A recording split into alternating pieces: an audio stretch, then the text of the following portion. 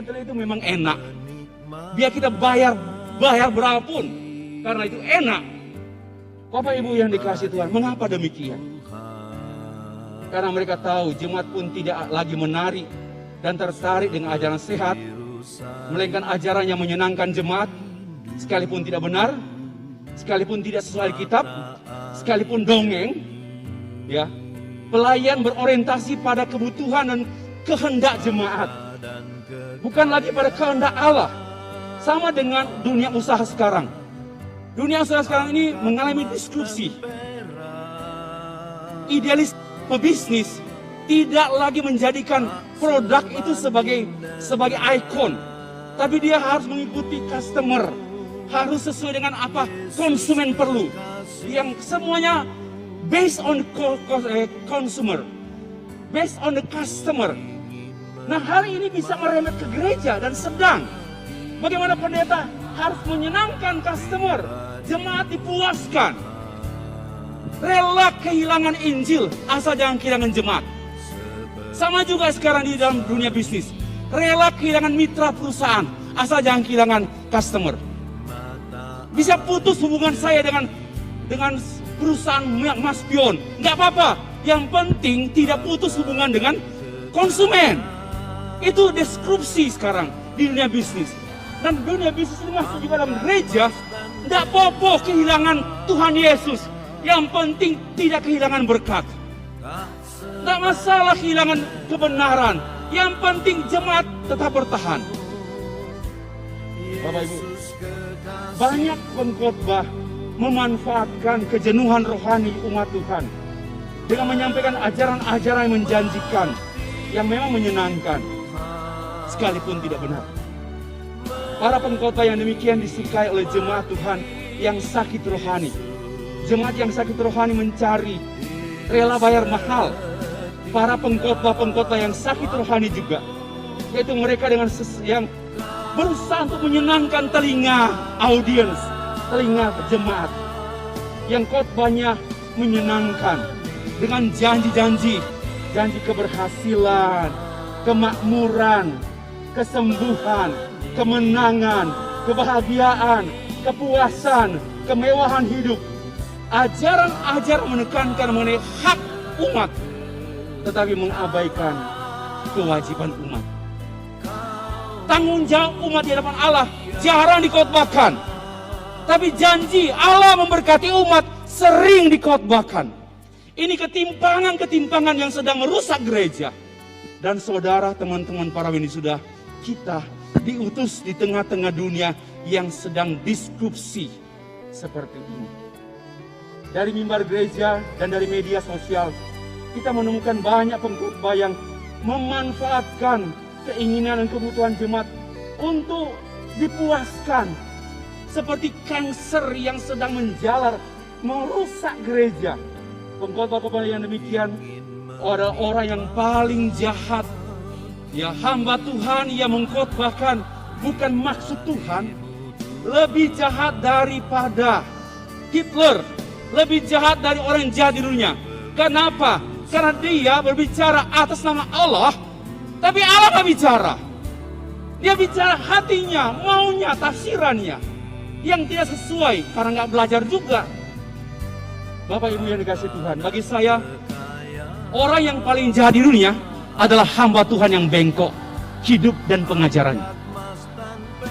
Sekali lagi, orang yang paling jahat di dunia adalah hamba Tuhan yang bengkok pribadinya, karakternya buruk, penipu, pinjam-pinjam uang, tidak dikembalikan, ganggu perempuan lain, ganggu laki-laki lain, karakternya buruk, dan ajarannya juga bengkok.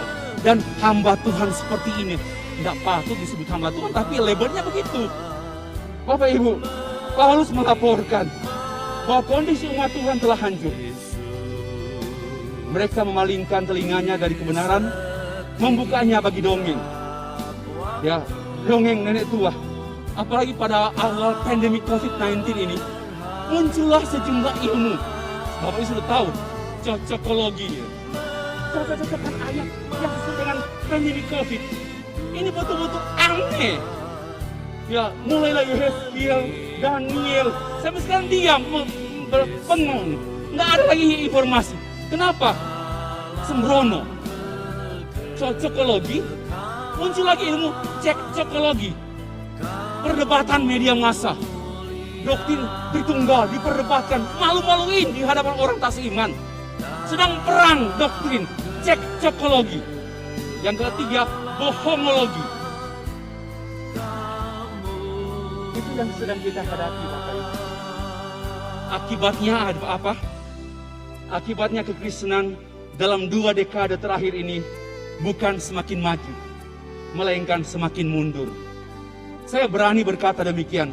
Kekristenan di dunia sekarang ini bukan semakin maju, melainkan semakin mundur. Khususnya anak muda sekarang. Hanya hebat menguasai gereja, menguasai musik, menguasai sound system, menguasai komputer, tapi malas baca Alkitab. Periksalah jemaat di gereja, periksalah kaum muda sekarang. Mereka aktif tapi miskin rohani. Nggak suka berdoa, nggak suka dengar khotbah, tapi cerewet, tapi menguasai IT, menguasai komputer. Kita sedang ditipu oleh iblis. Saya bilang kepada anak saya, kamu teratur baca Alkitab. Kamu begitu aktif di sekolah minggu, guru sekolah minggu. Tapi kamu tidak aktif baca Alkitab. Kamu sedang sakit, jemaat mundur.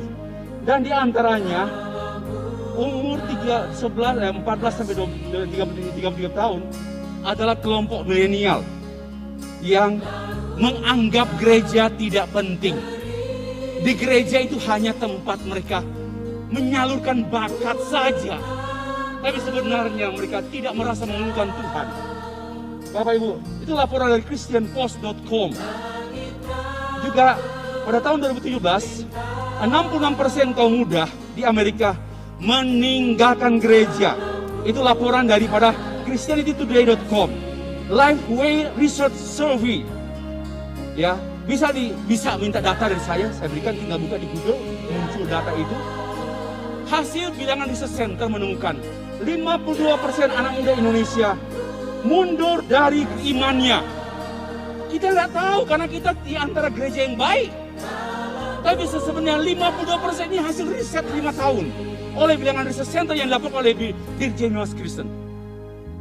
Bapak Ibu, mengapa umat Tuhan mundur? Karena mereka disesatkan oleh ajaran-ajaran, oleh virus-virus penyesatan. Mereka menjadi tersesat. Kenapa? Karena mereka tidak tertarik belajar, tidak mau diperlengkapi. Persoalannya tidak mau diperlengkapi. Banyak orang suka melayani, mau melayani, tapi tidak mau belajar. Itu dosa pelayan Tuhan. Mau melayani, tapi tidak mau belajar. Sekali saya tekan ini, dosa pelayan Tuhan. Tidak pantas melayani kalau tidak belajar. Khususnya untuk anak muda, mau terjun saja untuk semua operasi-operasi gereja, tapi konten iman they don't have. Ini problem kita, ini air mata saya selama sekian tahun menggumuli ini, Bapak Ibu. Lalu mengapa hamba Tuhan mundur? Ada catatan 734 hamba Tuhan mundur karena kelelahan, karena frustasi. Laporan dari Christianity Today. Mengapa? Karena mereka berhenti bertumbuh secara rohani. Mengapa mereka berhenti bertumbuh? Karena mereka berhenti belajar. Kalau mereka belajar, maka mereka kalau mereka mau mengajar tapi nggak mau belajar, atau mau belajar tapi tidak belajar yang sesungguhnya, hanya belajar perlengkapan. Seorang sarjana teologi perlu juga belajar ekonomi, perlu belajar antropologi, perlu belajar politik, perlu. Tapi ada yang perlu, yang paling penting, tetap belajar firman Allah. Celakalah kita kalau kita menghabiskan hidup kita untuk belajar ilmu-ilmu lain. Itu penting, tapi yang maha penting kita perlu diperlengkapi terus oleh firman Allah. Ini kuno kan? Kuno ini, tapi ini penting sekali. Saudara kan hancur kalau berhenti diperlengkapi oleh firman Allah. Bapak Ibu yang dikasihi dan mengasihi Tuhan Yesus, untuk terus memperlengkapi jemaat dan terus diperlengkapi, maka kita membuka diri untuk belajar. Tidak ada cara lain selain belajar. Yang dosa paling besar ini dosa dosen. Apalagi dia sudah doktor. malas belajar. Dan jemaat mahasiswa tahu, dia putar-putar bahannya dari 2000 tahun, dari tahun 2015 sampai sekarang bahannya tidak berubah. Dan dia berhenti belajar. Ini berhenti belajar, berhenti mengajar. Saya mengutip seorang hamba Tuhan menulis, Howard Hendrickson. Dia tulis satu buku, dalam kutipan dalam buku itu ada, saya mengutip, if you stop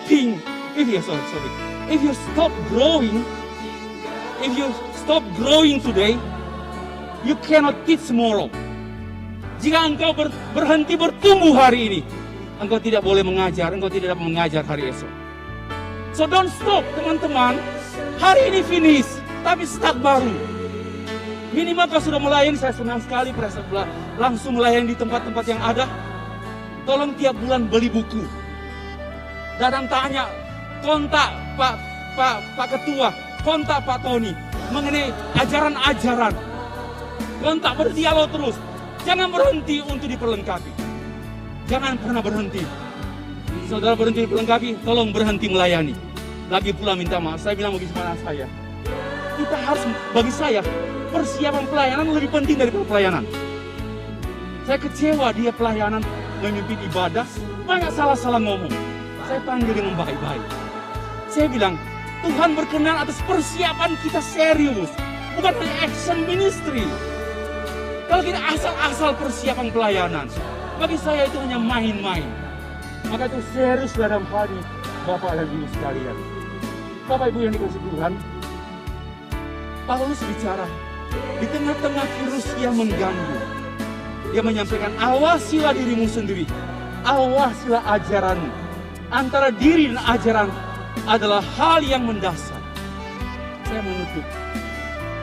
Bagaimana supaya dirimu dan ajaranmu, di dalam teks yang kita baca tadi ya, ayat yang kedua, 2 Timotius pasal 4 ayat 2, beritakan firman. Ayat 5, kuasai dirimu. Dalam 1 Timotius, dia menyampaikan, awasilah dirimu dan awasilah ajaranmu. Dalam 2 Timotius, beritakan firman, kuasai, dalam ayat 2. Teks yang kita baca ini, dalam pasal 2 Timotius pasal 4 ayat 2, beritakan firman. Ayat 5, kuasailah dirimu dalam segala hal. Itu balance antara pribadi, karakter, dan doktrin. Doktrin and karakter cannot be separated one another. Tidak bisa dipisahkan. Dan inilah undangan saya kepada teman-teman. Kita ini sama, cuma duluan saya melangkah. Tapi teman-teman sama, nggak ada yang bilang kerja hari ini 10 hari bayar sama. Kerja baru 2 jam bayar sama. Jadi bukan seberapa lama saya melayani Tuhan, seberapa berkualitas kita melayani, seberapa setia dan taat kita melayani Tuhan. Bapak Ibu, saya mau mengakhiri dengan gini. Sampai juga ditutup dulu. Baru kali ini saya khotbah capek, karena tertutup, karena oksigen kurang, nggak bisa diganti, dan nggak bisa pakai obat apa-apa, tinggal sedikit. Nah, kalau memperhatikan, beritakanlah firman, itu present indicator imperfect aktif. Beritakan tuh, jangan berhenti. Dan juga awasnya dirimu, present imperfect aktif. Diperintahkan tuh aktif kapan? Now, menjadi habit. Saudara, diperlengkapi itu bukan yang tunggu ada seminar. Diperlengkapi jangan tunggu ada pembinaan. Diperlengkapi itu imperfect aktif. Terus menjadi habit, menjadi nature, menjadi natur kita. Bahwa seorang hamba Tuhan jangan melayani tanpa diperlengkapi terus-menerus. Bapak Ibu yang dikasih